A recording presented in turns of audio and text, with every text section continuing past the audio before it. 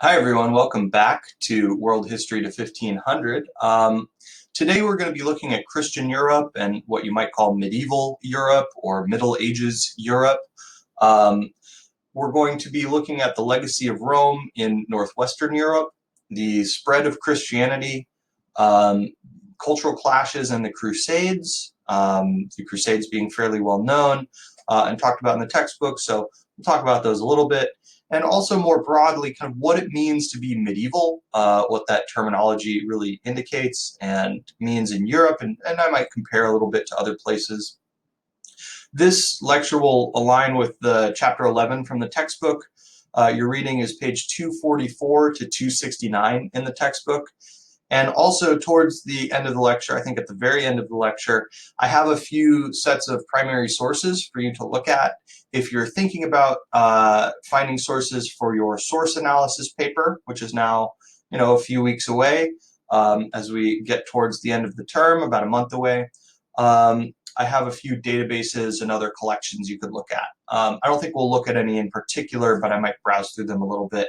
And we'll talk about this again in about a week. I'm going to have another lecture pretty much strictly about the source analysis paper. I hope the museum exhibit went well. I'm actually recording this before the museum exhibit, because I can't record that one until I get all your submissions. But hopefully all your object papers have gone well, and those should all be done by now. And you should be looking forward toward the source analysis paper at this point. Okay. So to start with, this video is quite interesting, I think. Business Insider, of all places, has put together a couple of these animated maps. Hopefully I won't get into too much copyright trouble on this, but this is an interesting kind of live map that shows the spread of Christianity throughout, well, I guess starting in the Fertile Crescent and spreading through the European world. And we're really talking today about kind of the post-Roman Empire world of European Christianity in northwestern Europe. So after the 4th century, kind of 5th through about 13th or 14th centuries. So we're starting just about at this point with the full extent of the Roman Empire at its greatest, including the British Isles and parts of North Africa and the Spanish Iberian Peninsula into the Middle East. And today we're kind of starting with the split in Rome into East and West. And I just thought I would kind of let this run in the background a little bit while I describe this. And we're going to look especially at the period in which Constantinople was a long-term holdout of Christianity in the southern Mediterranean or eastern Mediterranean region, and was really a bulwark against the spread of the Islamic Empire into northwestern Europe. And now we've gone a little bit farther here in this map, so I'll stop it here. In this course, we don't really talk too much about the conquest of the New World by European invaders and explorers, whichever term you'd like to use for them. They were both. But obviously the map does keep going. I'm going to go ahead and get my web camera off and keep moving here into the meaning of medieval. So this is a really controversial question. I have an interesting link for you here if you want to read about how the history of medieval studies haunts how we study the past, some of the controversy with the definition of medieval and what medievalism is. But for the purposes of this class, I don't want to get too deep into the theoretical arguments about medievalism. And what I'm really just talking about when I say medieval is this middle period in Europe, specifically in Europe, between, around the year 500 or 600 and around the year 1300 or 1400. In there, that's roughly the period I'm talking about when I say medieval Europe. You'll often hear about the term feudalism, which seems to play a key part in what it is to be medieval. And the rise of feudalism out of a dark age is key to medieval Europe. And feudalism, here's a definition of it that you can read about both on in our textbook on page 249 or on our trusty Ancient History Encyclopedia. And to quote the Ancient History Encyclopedia here a little bit, feudalism was the system in European medieval societies of the 10th to 13th centuries. So this is kind of after what's called the Dark Ages, whereby a social hierarchy was established based on local administrative control and the distribution of land into units or fiefs. And so these fiefs would be held by someone, a landowner, who gave the fief along with a promise of military and legal protection in return for a payment of some kind from the person who received it. This would be their vassal. So you'd have a higher lord who has vassals who basically permanently owe them service and payment. Usually a vassal is providing both kind of like a yearly or multi times a year payment, biannual payment or something like that on each crop cycle to the landowner, and who is also dedicating a certain amount of military service to them. It might be something like you will provide 10 men and 4 horses in the event of a military conflict, and I will call upon you anytime for that service. That's kind of what a vassal provides to their lord. But feudalism is a really sticky, messy term. In my world in Japan, which you'll see coming up here in the second part of this, this definition, feudalism was often used to describe quote-unquote medieval Japan. Both of those terms are kind of falling out of favor or have fallen out of favor now in the study of Japan and China. You don't hear people talking about medieval Japan or medieval China as much in purely European terms. And so to read another part of the definition, also from the ancient encyclopedia here, and the reason I've decided I like this definition is because the ancient encyclopedia has a more complex definition. The second part of their definition I want to read to you is that although the term feudalism and feudal society are commonly used in history texts, scholars have never agreed on precisely what those terms mean. The terms were applied to European medieval society from the 16th century onwards, so it's a later invention, and subsequently to societies elsewhere, notably in the Zhou period of China and Edo period of Japan. The term feudalism was not used by the people who lived in the Middle Ages. Neither can the feudal system, once defined, be applied uniformly across different European states, as there were variations in laws and customs in different geographical areas and in different centuries. So the problem with the term feudalism, and by extent the term medieval, is that it presumes a very specific set of circumstances that we only see in part of Europe that then is applied to the rest of Europe and to the rest of the world in various places and times. And you can see here, if we're calling Zhou China from 1046 to 256 BCE and Edo Japan from 1603 to 1868 CE, both medieval or both feudal, there could be some clear problems with that, right? Because this is almost 2,000 years of history apart. These civilizations are extremely different. The way people lived in Zhou period China 2,500 years earlier than in Edo Japan was extremely different. And Edo Japan is now known as an early modern period. Zhou China is never referred to as a modern period. I mean, it just isn't. It is an ancient period. And it is characterized by a very different set of circumstances than you see in, for example, Edo Japan. So these terms, feudalism, medieval, Middle Ages, Dark Ages, just don't worry too much about defining them really clearly when we're talking about anything other than Europe. That would be my advice to you as young historians, because they are really only tailored to a very specific place and time in Europe. That is just a very small chunk of Northwestern Europe, Frankish Europe, Germany, France, and England. I think you could say all fit into this model, but outside of those, it starts to fall apart rather quickly. So I wanted to point that out. We won't get mired too deeply in this. Our book presents a 3-part timeline for this early Christian to later Christian Europe. And here when we're saying Europe, we're talking about Western Europe, specifically Northwestern Europe. The book is not really dealing with Eastern Europe or the areas around Russia today in much depth. And we aren't either in this course, regrettably. It's one of the areas in this course that is seeing less coverage, which I've mentioned before. But the 3-part timeline is the formation of Christian Europe from 600 to 1000. You could even push that back a little bit further, which I will do. and recovery, reform, and innovation from 1000 to 1300, and then crisis and creativity from 1300 to 1415. And these three periods are what you're reading about today in the reading. This is roughly the reading I've assigned to you. And so we'll see today kind of how these three periods play out in my presentation of medieval Europe or early Christian Europe.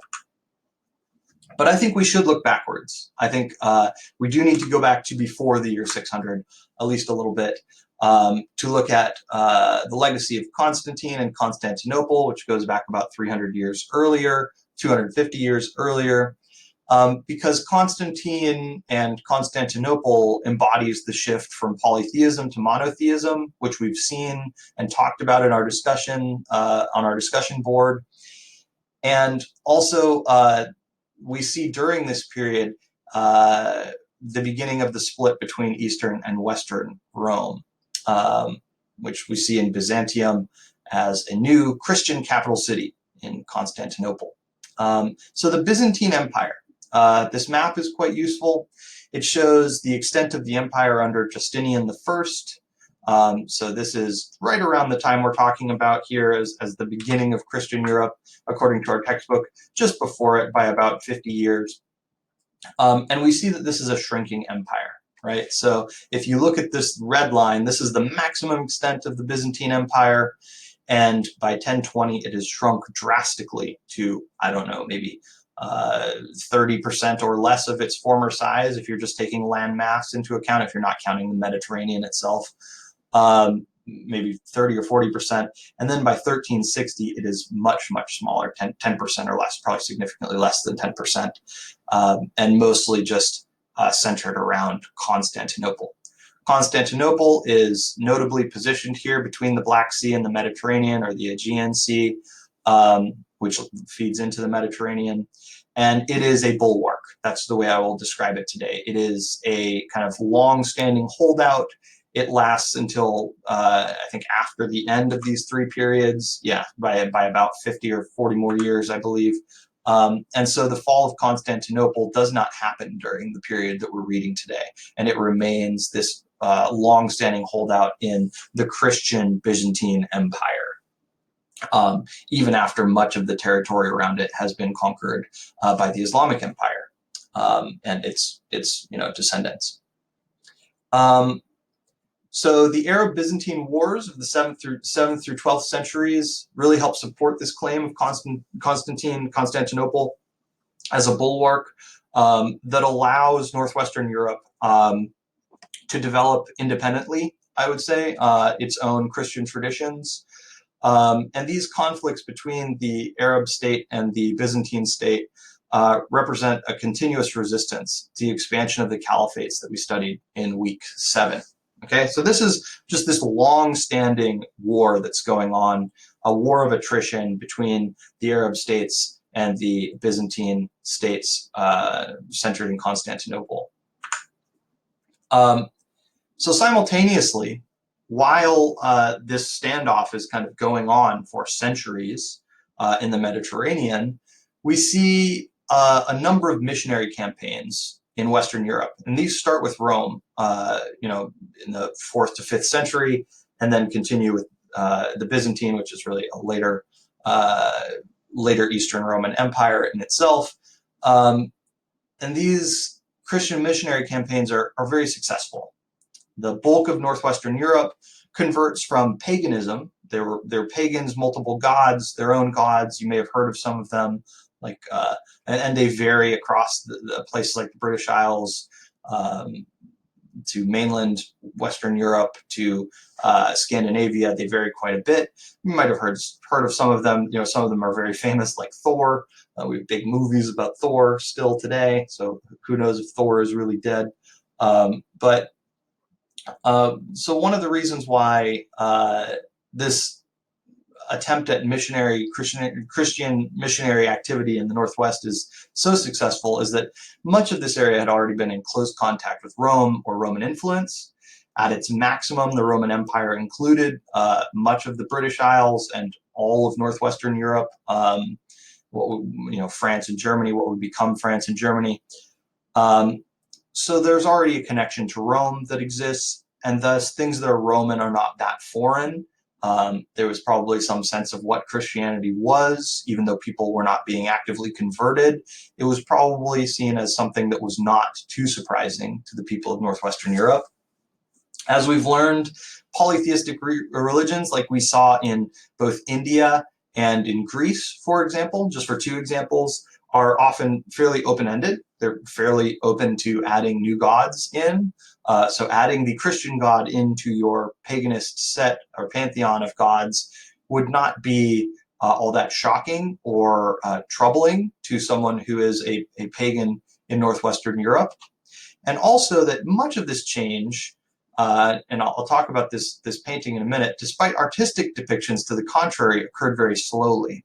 So in a lot of art of the Roman Catholic art, Christian art from this, depicting things from this period, we see miraculous moments when large groups of people are saved. You see the same thing in Native America, northern Native America, and it is very common to see paintings like this one where we have this very clear Catholic priest. This is Saint Boniface. I'm not sure how you say it.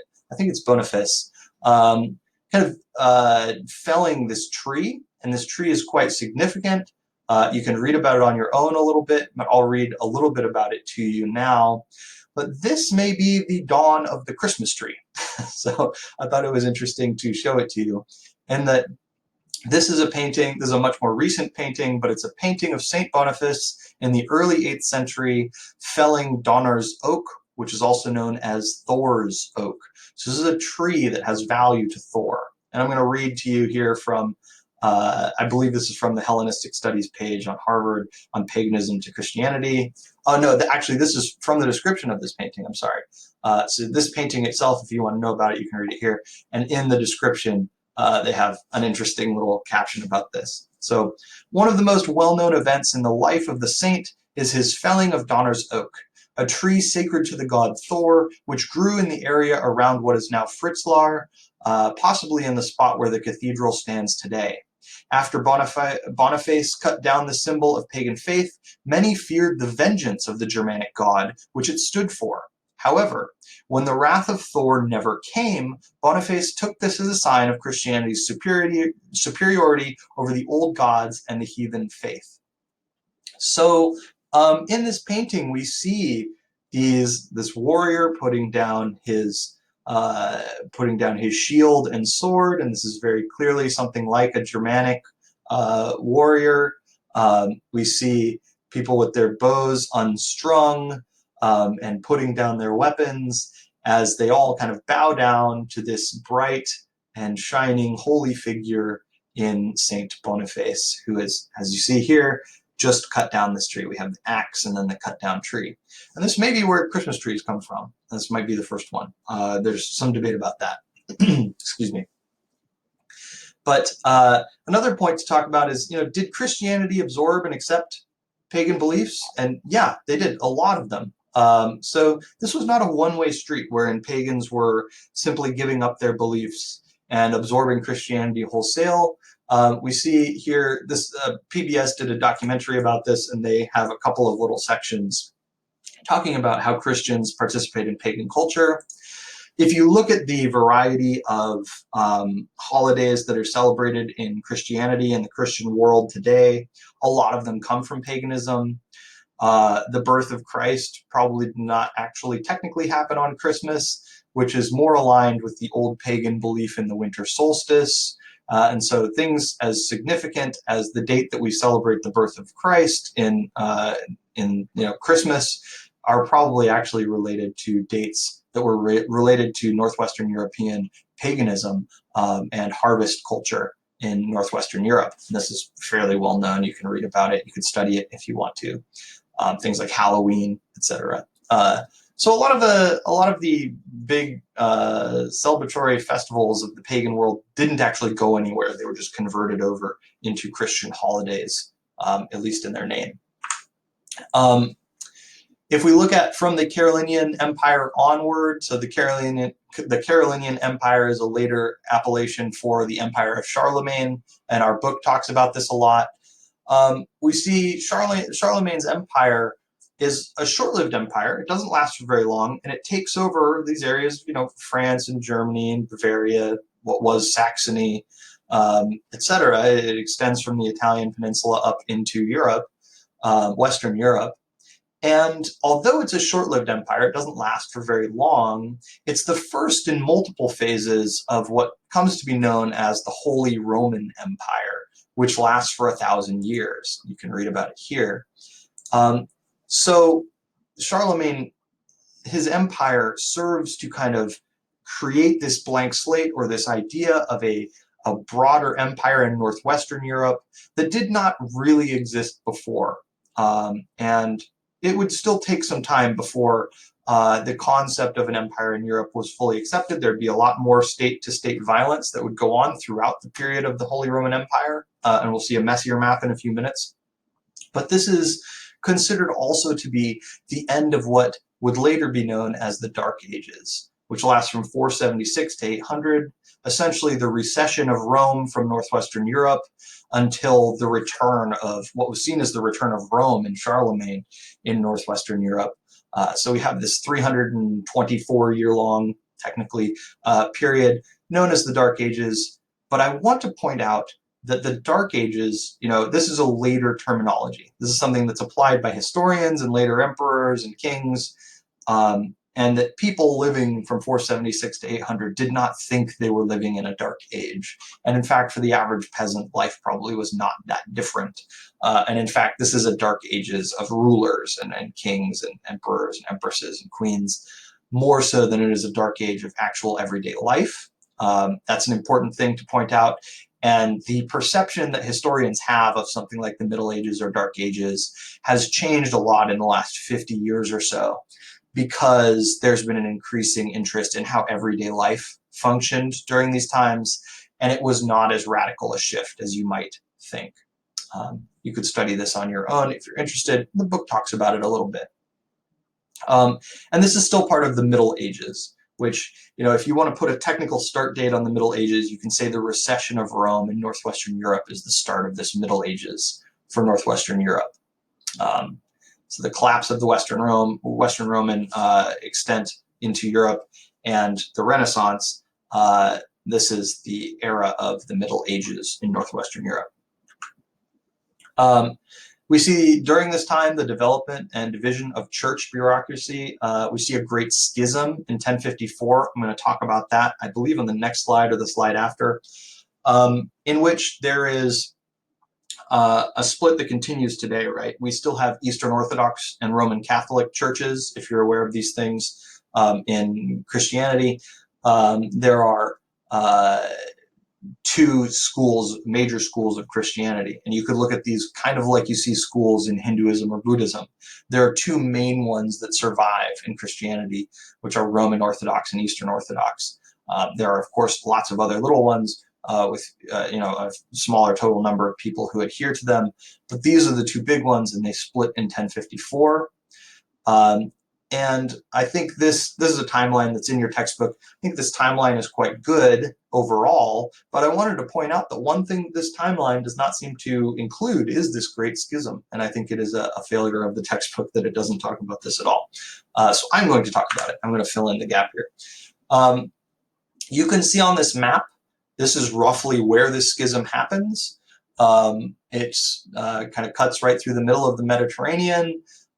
It cuts through the Italian peninsula, and Rome is basically the capital of the Roman Catholic Holy Roman Empire here, which I was talking about a minute ago. So the start of the Holy Roman Empire includes this schism as a major chunk of it. The Holy Roman Empire, if it starts in around 800, 1054 is still very early on. And then Constantinople in the east is kind of the capital of the Eastern Orthodox empire, or this is an empire of Christianity, not of physical landed control and administration, but this is what people believe if they are Christians in these places most of the time. I thought it would be interesting to show you two pictures of two different churches. These are still standing today, obviously. This is in the Vatican. This is kind of what a Roman Catholic, a really, really excellent Roman Catholic church would look like, or cathedral would look like. And an Eastern Orthodox, I believe this one is in Ukraine. You can see there's a very different architectural style. The domes are very different. They look more Eastern, more almost Arabic inspired in the way they're designed. This is a very clear difference that carries throughout. Eastern Orthodox churches often look kind of like this. This is a particularly nice one, but they often look similar to this. You can kind of tell them from the way they look. And to give you a few quick facts on Roman Catholic and Eastern Orthodox differences, their capitals are different, as I've already mentioned. So Rome for the Roman Catholic, predictably. Eastern Orthodox in Constantinople. Roman Catholic scripture and service is conducted in Latin. Eastern Orthodox uses Greek. Roman Catholics have the Pope as the patriarch. You're probably familiar with this. Eastern Orthodox has a bishop as a patriarch. Priests in Roman Catholic tradition are not allowed to marry. In Eastern Orthodox, priests are allowed to marry. I think bishops are not, but the priests below them are.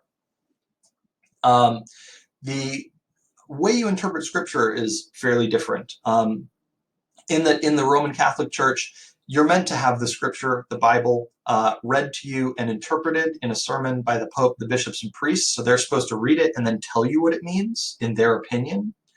This is very similar to Hinduism, Buddhism, etc. And in Eastern Orthodox, you're supposed to consult the Bible and any other scriptures directly, and any other holy readings that you do would happen through your direct consultation of those works.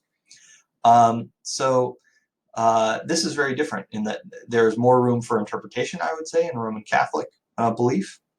And the system of rule, I guess you could say, is quite different too, because in the West, in Roman Catholic tradition, the Pope is a supreme ruler who transcends politics. He's above emperors, he's above kings. He's the one who talks directly to the heavens. So the Pope has this supreme political position in addition to his position within the church. Whereas in the Eastern Orthodox tradition, emperors have political power that supersedes the church. So they stand above the bishop. And this is quite different. This is a large difference in terms of politics and how empires operate in Eastern and Western Europe, or Eastern Western Mediterranean here. So the map that we saw earlier, this is the Empire of Charlemagne, is not very messy, right? It shows it as a singular kingdom of the Franks, and Charlemagne's empire at its greatest extent, including it. But by this map from 800 to 1000, we see Europe is highly politically divided. And I like this map. I think it's a little bit older, but what it depicts is still true here. We see the caliphate of the Islamic Empire pushing into the Iberian Peninsula and taking over most of the Iberian Peninsula, almost all of it. And we see lots of little states, lots of little kingdoms. Norwegian settlements, we see the movement of some of the Vikings and their raids, which are mostly happening in the North Sea, but some of which make it all the way into the Mediterranean. We see Swedish Viking raids happening further eastward. And I don't know too much about those, but pushing into what is now Russia. And I just wanted to show you this because it depicts the chaos of this period, and part of why this is seen as a chaotic period in history, with lots of little statelets. Rome has its own little state, and the Byzantine Empire here shrunk down, quite small. And so there are kind of two sets of terms you could compare here.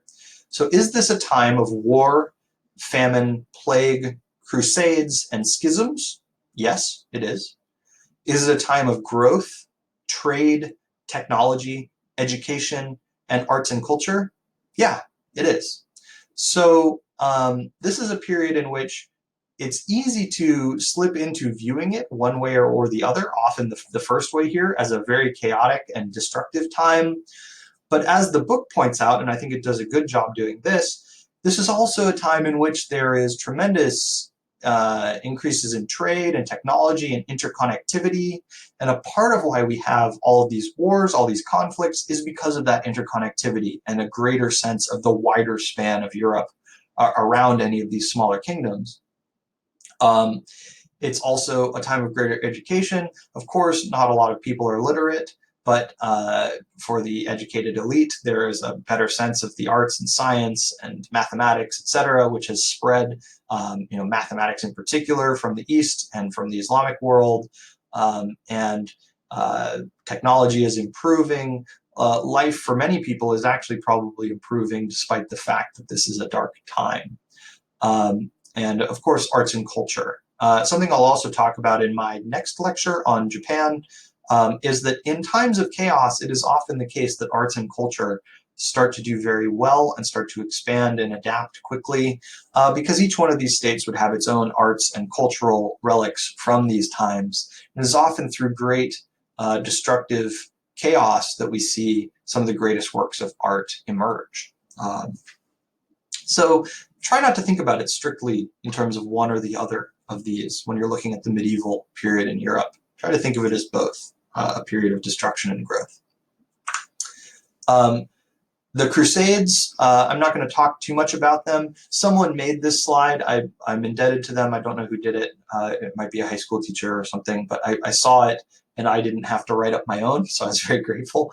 But this is a nice list of the 9 major crusades, and there are 3 or 4 really significant crusades within them that are called the Great Crusades at some times, but I thought we should have all of them. Why not? And you can actually see that there's also the Children's Crusade listed in here, interestingly. So this may have been a high school or middle school teacher who made this. And these crusades happen over several hundred years. There are, various reasons for each one, but the fundamental belief is that the people of Northwestern Europe, this Latin and Greek Orthodox peoples, have been to some degree cast out of the home of the birth of their religion. So this is obviously the Crusades are a religious activity, and that to retake the Holy Land, they should invade into the Islamic Empire and attempt to retake places like Jerusalem. So I thought this map was pretty good. The book talks about the Crusades, and I know they're fairly well known. You're probably all familiar at least a little bit with the Crusades. You may have seen a movie or two about them. So the Crusades are ongoing for several hundred years, and they're a major economic expenditure for many of these states. Often crusades are happening because calls from the Pope are being made to help retake the Holy Land. And heading towards the end of medieval Europe, the last stage described in the book from 1300 to 1415, one thing that we see is the 100 Years' War in England and France, and this is one entry on it that you can read, and this painting is here if you're interested in it. And this is a very economically devastating time. Obviously, a 100 Years' War. The war is not purely protracted. It's not like World War I, where they're sitting in trenches all day, staring at each other for 100 years. That's not the way it goes, but it is a continuous drain on the economies of England and early France, as there's a division in the papacy. So there are 2 popes in Rome. There's a French and English supporting pope. This reminds me a lot of Japan in what's called the era of northern and southern courts, in which there are 2 emperors. But this division is seen across religious and secular life, and extends into the economy of each of these places quite heavily. And it also results in a reorganization of Northwestern Europe that begins to look more familiar. It's not entirely the shape of modern countries, not at all, in fact, but we do start to see a reorganization, and I believe there's a map in the book.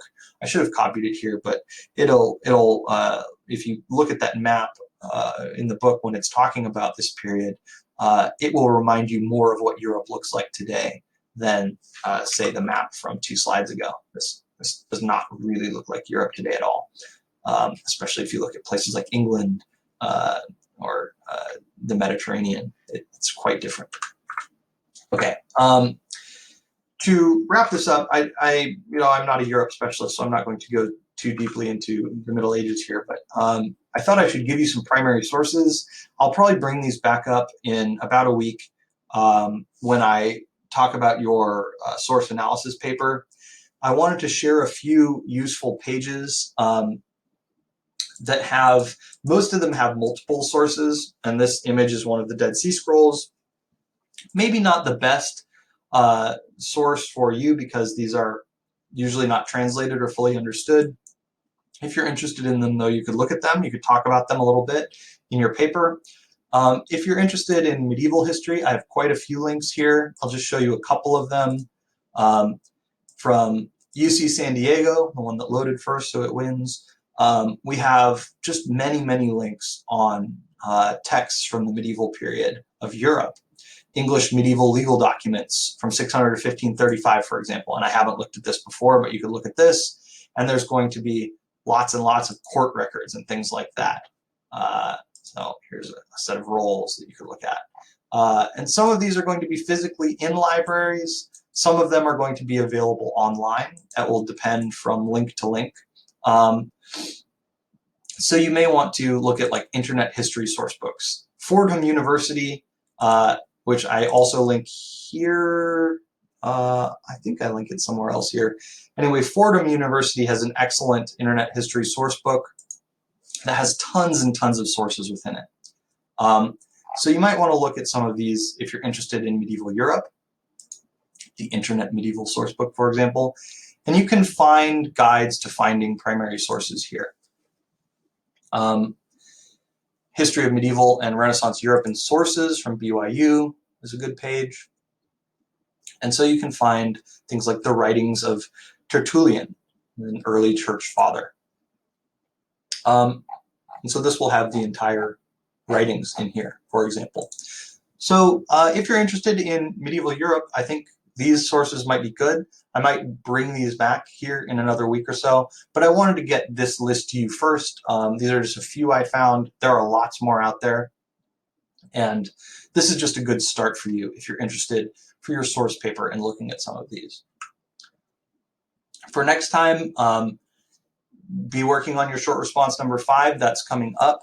And we will have a lecture, Meanwhile in Far East Asia, which is me getting to talk about Japan a little bit. I'll probably talk a little bit about my research and what I do individually as a historian, as well as catching you up on Japan to, roughly 1500 or so. All right, so thanks a lot, everyone. I hope this has been useful, and please let me know if you have questions. I will see you next time.